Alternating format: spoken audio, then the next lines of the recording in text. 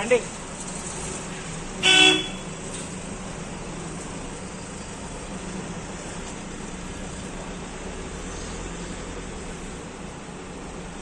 Paravada pharma city Lupin ఫార్మాలో 5గురికి అస్వస్థకు గురైనట్లు, మరో కార్మికుడు తీవ్రంగా అస్వస్థకు గురైనట్టు 6గురు కార్మికుడిని విశాఖపట్నంలో ఉన్నటువంటి కిమ్స్ ఐకాన్ కి తరలించారు. మేము చెప్తా ఉన్నాం, వెంటనే సమగ్రమైన విచారణ చేయండి. ఎందుకు ఈ రకంగా అస్వస్థకు గురయ్యారు, అస్వస్థకు గురవడానికి ఏ వాయువులు కారణమయ్యాయి? గత నెల 8వ తేదీన కూడా ఒక కార్మికుడు తీవ్రమైనటువంటి అస్వస్థకు గురయ్యి ఒక కార్మికుడు 24 రోజుల పాటు దగ్గరగా ఆసుపత్రిలో చికిత్స పొందినటువంటి పరిస్థితి. అందుకని భద్రతా ప్రమాణాలు గాని, వాయువులు విడుదలైనప్పుడు తీసుకోవాల్సినటువంటి జాగ్రత్తలు గాని అన్నిటి మీద కూడా సమగ్రమైన దర్యాప్తు విచారణ చేయవలసినటువంటి అవసరం ఉంది. ఇప్పటికే డిప్యూటీ ఇన్స్పెక్టర్ ఫ్యాక్టరీ వైపు విచారణ చేస్తున్నాడు, మరోవైపు ఏదైతే డిఎస్పీ ఉన్నారో, సిఐ ఉన్నారో, అలాగే రెవెన్యూ అధికారులు వీళ్ళందరూ కూడా ఇప్పుడే పరిశ్రమకు వచ్చినటువంటి పరిస్థితి. అందుకని మేము చెప్తా ఉన్నాం, గతంలో కూడా పరిశ్రమ యాజమాన్యం జరిగినటువంటి ఘటనని దాచివేసేటువంటి వైఖరి తీసుకుంది. ఇప్పుడు కూడా తెల్లవారి 3:30 గంటలకి ప్రమాదం జరిగితే జిల్లా కలెక్టర్ కి రిపోర్ట్ చేయడంలో నిర్లక్ష్యంగా వ్యవహరించారు. అందుకని అధికారులు సమాచారాన్ని గోప్యంగా ఉంచేటువంటి పని కొంతమంది అధికారులు చేస్తా ఉన్నారు. అలాగే పరిశ్రమ యాజమాన్యం మాత్రం పూర్తిగా కార్మికుల యొక్క ప్రాణాలతో చెలగాటమాడుతా ఉంది.